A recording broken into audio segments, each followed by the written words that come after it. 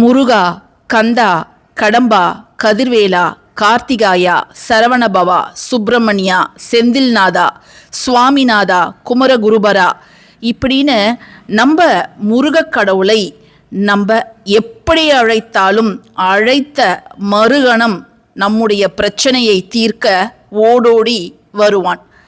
நம்முடைய முருகக் கடவுளை வழிபட வேண்டிய நாட்கள் அப்படின்னு எடுத்துக்கிட்டா 3 நாட்கள். ஒன்று செவ்வாய்க்கிழமை, ஒன்று சஷ்டி திதி, மற்றொன்று கிருத்திகை நட்சத்திரம். இன்றைய தினம் மிக அற்புதமான அமைப்புகள் சேர்ந்து வந்திருக்கின்றது. என்னென்ன அமைப்புகள் அப்படின்னு கேட்டிங்கன்னா, இன்றைய தினம் ஆடி செவ்வாய், ஆடி செவ்வாயோடு சேர்ந்து வரக்கூடிய ஆடி மாதத்தோட தேய்பிரை சஷ்டி, அதோடு சேர்ந்து வந்திருக்கக்கூடிய மைத்ரேய முகூர்த்தம்.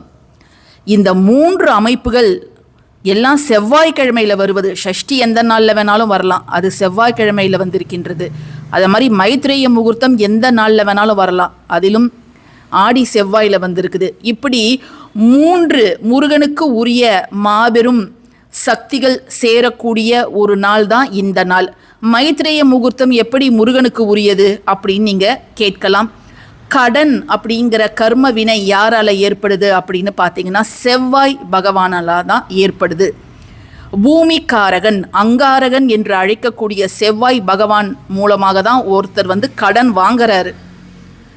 அதே போல் ஒருத்தர் கடன் அடைக்கணும் அப்படின்னாலும் அவர் தான் காரணமாக இருக்கிறார். கடனே அடைக்க முடியாமல் ஒருத்தவர் திண்டாடுறாரு, எவ்வளோ கஷ்டப்பட்டாலும் அவரால் கடனை அடைக்க முடியல, நடைப்பிணமாக வாழ்ந்து கொண்டிருக்கிறார். நானும் ஒரு மனுஷனாக இருக்கிறேன், வேலைக்கு போகிறேன் வரேன், ஆனால் எனக்கு நிம்மதியான தூக்கமோ நிம்மதியான சாப்பாடோ இல்லை அப்படின்னு ஒரு நிலை ஒருத்தருக்கு வருதுன்னா அதற்கும் செவ்வாய் தான் காரணம்.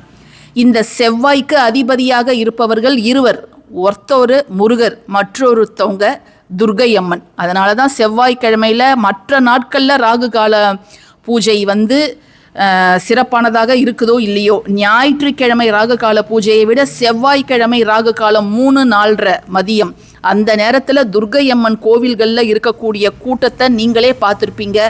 எலுமிச்சம்பழ விளக்கு போட்டு வழிபாடு செய்வது வழக்கம். அதே போல தான் நம்ம முருகருடைய வழிபாடும் செய்கிறோம் செவ்வாய்க்கிழமையானா. இப்போ எல்லா முருகர் கோவில்லையும் பார்த்தீங்கன்னா வெளியிலேயே வெற்றிலை தீபத்தை ரெடி பண்ணி அப்படியே தட்டோட உங்களுக்கு கொடுக்குறாங்க. ஒரு பாக்கு மரத்தட்டில் அழகாக 6 வெற்றிலையை வைக்கிறாங்க, அகல் வச்சு அதில் நெய் விட்டு திரிலாம் போட்டு ரெடியாக இருக்குது.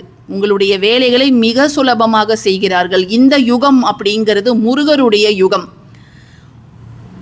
எப்பொழுதுமே பக்தர்களுடைய குறைகளை கேட்டு உடனுக்குடன் அதற்கு நல்ல தீர்வை தரக்கூடியவர் முருகர் மட்டுமே.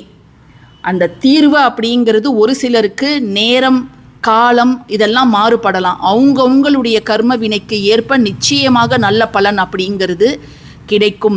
நம்பினோர் கைவிடப்படார் அப்படிங்கிறது முருகனுடைய வாக்கு. என்னை நம்பி வந்தவர்களை நான் ஒருபொழுதும் ஏமாற்றுவதும் இல்லை, கைவிடுவதும் இல்லை. ஆனால் நான் பல சோதனைகளை அவர்களுக்கு தருவேன், அவர்களை நான் பக்குவப்படுத்துவேன்.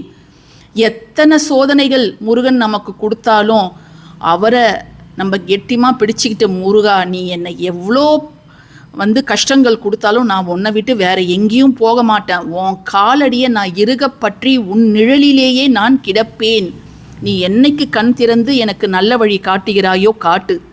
அது நல்ல வேலையாகட்டும், திருமணமாகட்டும், அல்லது குழந்தை வரமாகட்டும், அல்லது கடன் சுமையாகட்டும், நோயாகட்டும், வழக்கு பிரச்சனையாகட்டும், நீ எனக்கு நல்ல வழி காமிப்பன்னு தெரியும், எனக்கு எப்போ கொடுக்கணும்னு உனக்கு தோணுதோ அப்போ நீ கொடு அப்படிங்கிற முழு சரணாகதி யார் ஒருத்தவங்க அடையிறாங்களோ அவங்களுக்கு நிச்சயமாக நல்ல பலன் முருகன் தருவான். சோதனைகள் வரதாங்க செய்யும்.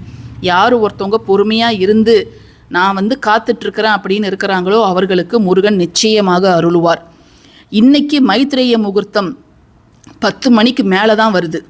ஸோ அந்த நேரத்தில் அந்த 36 நிமிடங்கள், அந்த 36 நிமிடங்களில் நம்ம என்ன செய்யணும் அப்படிங்கிறத நேற்றே நான் ஒரு பதிவாக போட்டிருந்தேன். நம்ம சேனலில் பார்த்திங்கன்னா நம்ம சொல்லக்கூடிய முருக வழிபாடுகளை நிறைய பேர் செஞ்சு சொந்த வீடு நான் கட்டிட்டேன். நீங்கள் நம்பலைன்னா இன்றைக்கி கூட கம்யூனிட்டி போஸ்ட்டில் போய் நீங்கள் செக் பண்ணி பாருங்கள். அந்த உப்பு தேங்காய் வழிபாடு நான் வைகாசி மாதத்தில் செஞ்சேன். லேண்ட் ரெஜிஸ்ட்ரேஷன் ஆயிடுதுன்னு ஒரு சிஸ்டர் நம்மக்கிட்ட ஷேர் பண்ணியிருக்கிறாங்க. நீங்கள் போய் செக் பண்ணுங்கள். இன்றைய தினம் நம்ம மிக சக்தி வாய்ந்த ஒரு தண்ணீர் வழிபாடு தான் செய்ய போகிறோம். இதை நான் பல முறை நம்ம சேனல் பதிவுகளில் கொடுத்துருக்குறேன். ஆனாலும் இன்றைய தினம் இதை செய்வது உங்களுக்கு கூடுதல் பலன்களை பெற்றுத்தரும். ஸோ எல்லாருமே கமெண்ட் செக்ஷனில் முருகனை வேண்டி முருகா சரணம் அப்படிங்கிறத கமெண்ட் செக்ஷனில் டைப் பண்ணிவிடுங்க. இந்த உப்பு மிளகு பற்றியும் நம்ம பல தடவை பேசியிருக்கிறோம். ஸோ தண்ணீர் அப்படிங்கிறது நம்முடைய உணர்வுகளை, அது நம்முடைய வேண்டுதலாக இருந்தாலும் சரி, அல்லது ஒருத்தவங்களை சாபம் விடுறதாக இருந்தாலும் சரி, அதை அப்படியே உள்வாங்கிக்கும். நீங்கள் சொல்வதை அதை அப்படியே உள்வாங்கிக்கும். நல்லதா கெட்டதான்னு பிரித்து பார்க்க தெரியாது. ஆனால் இந்த தண்ணீரில் இருக்கக்கூடிய ஒவ்வொரு அணுக்களும் நீங்கள் சொல்கிறத உள்வாங்கிக்கும். ஸோ ஒரு கிளாஸ் தண்ணீர் எடுத்துக்கோங்க. கிளாஸ் தான் எடுத்துக்கணும், இல்லை செராமிக் கப்பு எடுத்துக்கோங்க, இல்லைனா கிளாஸ் பவுல் எடுத்துக்கோங்க. இப்போ இதில் நாம் போட வேண்டியது என்ன அப்படின்னு பார்த்தீங்கன்னா, உப்புக்கள் 6 உப்புக்கள் 6 மிளகு நம்ம எடுத்துருக்குறோம். முருகன் வழிபாட்டில் இந்த உப்பு மிளகு அந்த பலிபீடத்தில் கொட்டுறது அப்படிங்கிறது ரொம்ப ரொம்ப நல்லது.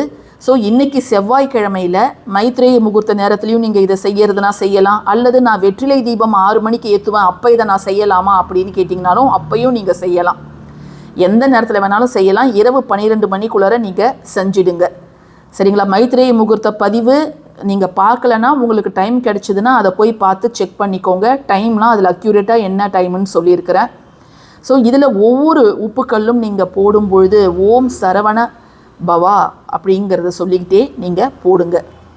அப்படி போடும்போது வாழ்க்கையில் இருக்கக்கூடிய அனைத்து துன்பங்களும் தீரணும், எனக்கு ஒரு நல்ல வழி நீ காமிக்கணும் முருகா அப்படிங்கிறத நீங்கள் வேண்டிக்கோங்க.